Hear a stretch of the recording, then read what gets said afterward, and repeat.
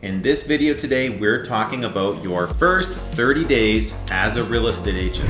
Number one, first thing you need to do is find a mentor. And if you don't have one, I would be happy to be your mentor and help point you in the right direction. Second thing you need to do is book a weekly schedule. What are you going to be doing on a daily and weekly basis to stay productive? And what are you supposed to be doing on a daily and weekly basis to stay productive? Next on the list is to get your LOCKBOX access and start previewing properties. Well, which properties should I preview? Well, start out with whatever properties are listed in your neighborhood or very close to where you live that are currently vacant.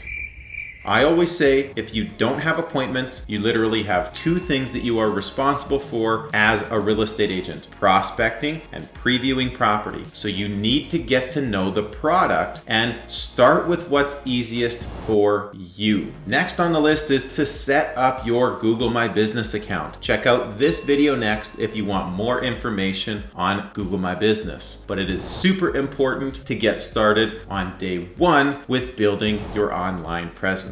Then, of course, you want to update all of your social media profiles. Go to every single account and make sure that it's clearly stated that you are in the real estate business, that you are active and available to help people with their real estate needs. You're going to want to get some professional photos taken so that you can put your professional headshot onto your business card. You're going to want to order business cards. And of course, that photo is the one you're going to use to make your announcement on social media. That is one of the quickest, easiest, fastest ways to pick up leads as a brand new real estate agent is to post on social media. Everybody says congratulations. Everybody in the news feed sees your post, and then one or two people reach out and tell you that they might need your help some point in the not too distant future. Now, organize your sphere of influence list. If you manage to do this in your first 30 days as a real estate agent, you are years ahead of the majority of real estate agents starting out. If you can organize your list and develop a plan and a system for keeping in touch with the people that already know, like, and trust you, that is the absolute gold mine in your real estate business. And if you don't have a big sphere of influence, then you need to set a plan in place for how you are going to generate the leads that are going to service your business starting out in real estate. Talk to your mentor about what sort of goals that you can and will set as a new real estate agent so that you can feasibly hit the target that you're planning to do in the first 12 months in your real estate business. Keeping in mind with those goals, you're going to need to know what your expenses are for a general rule of thumb, and you're going to need to budget for the taxes that you will pay. If you are new to the real estate business and you've never been self-employed before in the past, don't forget to set money aside for taxes when you do get those paydays. Then set up a professional email signature. This is a really good thing to do because you're going to be corresponding with other professional people as you go about your business and real estate. But as well, if you want to know the easiest way for you to reach out to the people that you know, to leave a positive impact and to make them think of you as a real estate person without being salesy, without needing to know what to say, without worrying about rejection, the easiest way to do this is to take all the people in your sphere of influence, those that you have email addresses for, send them a personal email message just saying, "Hey Bob, it's been a while, haven't talked to you. How are things? How have you been? Talk to you soon. Sincerely, Chris Molinar, professional real estate email signature." Now, you didn't say anything about real estate, but if you haven't talked to this person in a short while, they are going to notice that you have a professional email signature at the bottom, nonchalantly popping up when you send them an email, and they will bring it up in conversation. And even if they don't, you have now subliminally started branding yourself to the people that you know as a go-to professional resource for them. If all you do is send a text message, there's no real way of them knowing that you're in real estate. You're just reaching out as an old friend, which is okay, but you're not immediately branding yourself to them as a real estate person unless you yourself bring it up. Another way that you can get in touch with the people that you already know, if you don't have their email address, is of course you could send them a personal thank you note with your business card inside, letting them know that you appreciate their support with whatever your endeavors were prior to real estate, and just let them know that you are now in the a real estate business if they ever need your help. And of course, those are both for people that you are not already connected with on social media. You could easily send them a message on social media, and when you do that, it boosts your algorithm so that when you post something business related, like your announcement, they are going to see you pop up in their newsfeed. But always remember, if you're talking to somebody on the phone or in person, you want to then get connected with them on social media. And if you're connected and chatting with them on social media, maybe pick up the phone the old-fashioned way and actually call them, do something offline, maybe go out for coffee with them. And identify who your strategic partners might be. Do you know a good mortgage person? Do you know a good home inspector? Do you know a good title officer or lawyer in your local market? Who are those people that you are 100% for sure going to need in your first real estate transaction? Speaking of your first real estate transaction, before you even pick up a client, you want to get out and look at the product as I'd mentioned, but you might want to do up a mock offer on one of those properties that you looked at. And you will send that mock offer to your real estate broker or to one of your agent partners to critique what it is that you did right, what it is that you did wrong, what it is that you can change, and to run a few different hypothetical scenarios for how that might look. You might even go as far as to do exactly the same thing with the listing process. And if you want to take it one step further, make sure that you have all of your sales aids prepared for your listing presentation packages so that when you go on a comparative market analysis appointment, you already have your information prepared and ready. If you want more information on how to do a CMA, look at this video next. But you also want to make sure that you have all of the contracts ready, the forms that are applicable for a listing and the forms that are applicable for an offer printed out and ready if you are going to be signing with your clients in person. If you're not signing in person, get everything organized into a transaction file in your online system, in web forms or whatever program you use for that. Have it prepared ahead of time. Also, do some drop-offs to your previous employer or anybody else you know that owns a business. Drop off some donuts or some coffee with your business cards so that when you show up in a suit, they know you as the Chris that used to work here, but now they see you as the Chris that's dressed in a professional suit and tie who dropped off something nice, a gift that doesn't normally happen at this office, and his business card attached to it. What a genuine business professional with a brand new perspective, again, to the people that you already know. Speaking of which, you should also get to know the agents in your local office or in your local area. You're gonna need to have these relationships if you want to do open house or if you need a second or third opinion on a price for something that you're currently looking to list for sale. It's nice to have experienced agents that you can bounce ideas off of and collaborate with, so getting to know the agents in your office is also an important thing to do early on in real estate. And at the end of the day, ask for help. Set your weekly schedule and don't forget to like, comment, and subscribe, and I will see you on this video next. Thanks and have a fantastic day.